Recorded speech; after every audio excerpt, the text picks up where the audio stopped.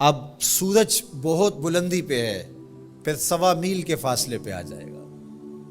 اب زمین میں قوت جاذبہ ہے، گرمی کو جذب کرتی ہے، پھر زمین تانبے کی ہو جائے گی۔ اللہ اکبر! وہ کتنا سخت دن ہوگا جس کو قرآن نے کہا یوم عظیم، اللہ کی عظمت و جلالت کے اظہار کا دن ہوگا۔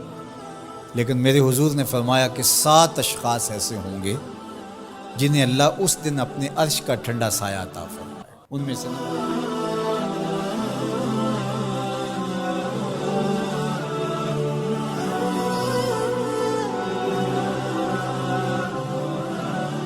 آج اگر کوئی سسٹم کمزور ہے، حکومتیں کمزور ہیں، ادارے کمزور ہیں، وہ کمی بیشی کرنے والوں کو، زیادتی کرنے والوں کو اپنی گرفت میں نہیں لا سکتے، یا جو اس سے اوپر بیٹھے ہوئے ہیں وہ خود اس جرم میں مبتلا ہیں، اور اس جرم میں مبتلا ہونے کی وجہ سے اپنے نیچے کے لوگوں کو وہ پکڑ نہیں سکتے کیونکہ وہ خود مجرم ہیں۔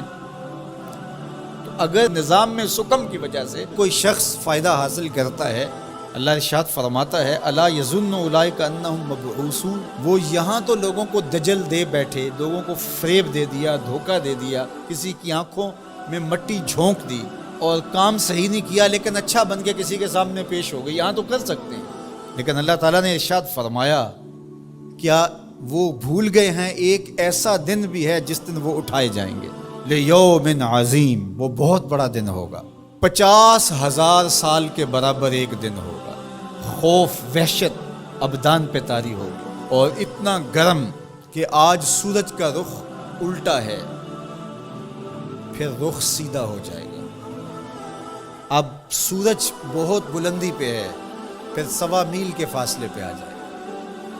اب زمین میں قوت جاذبہ ہے، گرمی کو جذب کرتی ہے، پھر زمین تانبے کی ہو جائے گی۔ اللہ اکبر! وہ کتنا سخت دن ہوگا جس کو قرآن نے کہا یوم عظیم، اللہ کی عظمت و جلالت کے اظہار کا دن ہوگا۔ لیکن میرے حضور نے فرمایا کہ 7 اشخاص ایسے ہوں گے جنہیں اللہ اس دن اپنے عرش کا ٹھنڈا سایہ عطا فرمائے۔ ان میں سے نمبر 1 امام عادل، عادل حکمران، جو انصاف کے تقاضوں کو بہر صورت پورا کرتا ہے اگرچہ قریبی ہی کیوں نہ ہو۔ دوسرا شخص وشاب نشأ فی عبادت اللہ، وہ جوان جس کی جوانی اللہ کی عبادت میں گزری۔ آج تو میرے جوان کی جوانی سوشل میڈیا پہ گزر رہی ہے، آج میرے جوان کی جوانی تو گلیوں، چوکوں اور بازاروں میں گزر رہی ہے۔ تیسرا شخص ورجل قلبہ معلق بالمساجد، وہ آدمی جس کا دل مسجدوں سے جڑا رہتا ہے، مسجد سے نکلنے کو جی ہی نہیں چاہتا۔ کتنے خوش نصیب لوگ ہیں جو مسجدوں کے ساتھ جڑے ہوئے ہیں۔ ایک روایت میں فرمایا جس شخص کو مسجد کی دیکھ بھال کرتے دیکھو، مسجد کی صفائی کر رہا ہے، وہاں پڑی ہوئی کوئی نامناسب چیز اٹھا رہا ہے، مسجد میں روشنی کا انتظام کر رہا ہے، مسجد میں خوشبو کا انتظام کر رہا ہے، مسجد کے کاموں میں لگا ہوا، اگر کسی شخص کو دیکھو اس کے ایمان کی گواہی دے دو، یہ بندہ مومن ہے، یہ مسلمان بندہ ہے۔ تو فرمایا چوتھا شخص وَرَجُلٌ دَعَتْهُ امْرَأَةٌ ذَاتُ مَنْصِبٍ وَجَمَالٍ فَقَالَ إِنِّي أَخَافُ اللَّهَ، وہ جوان جس کو کسی خاتون نے دعوت گناہ دی اور صاحب منصب بھی تھی، صاحب جمال بھی تھی، اور قدموں میں حسن بچھنے کے لیے خود بےتاب ہوا، اور اس جوان نے آگے سے کیا کہا إِنِّي أَخَافُ اللَّهَ، تیری بات کیسے مانوں، رب سے ڈر لگتا ہے۔ تو حضور نے فرمایا قیامت کے دن جب دھوپ کڑک رہی ہوگی اللہ اس کو اپنے عرش کا ٹھنڈا سایہ عطا فرمائے۔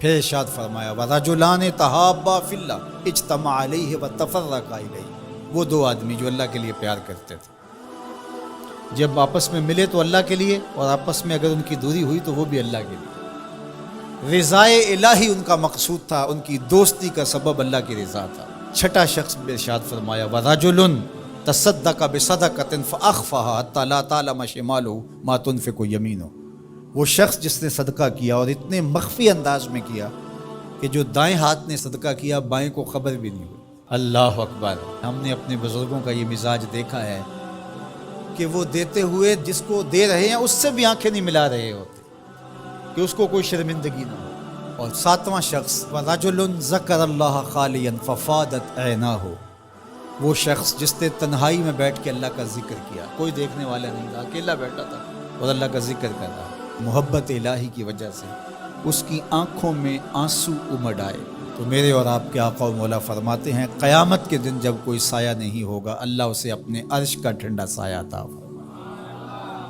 اللہ ہمیں رحمت للعالمین کا صدقہ جہنم کی سختیوں سے نجات عطا کرے اور ایسی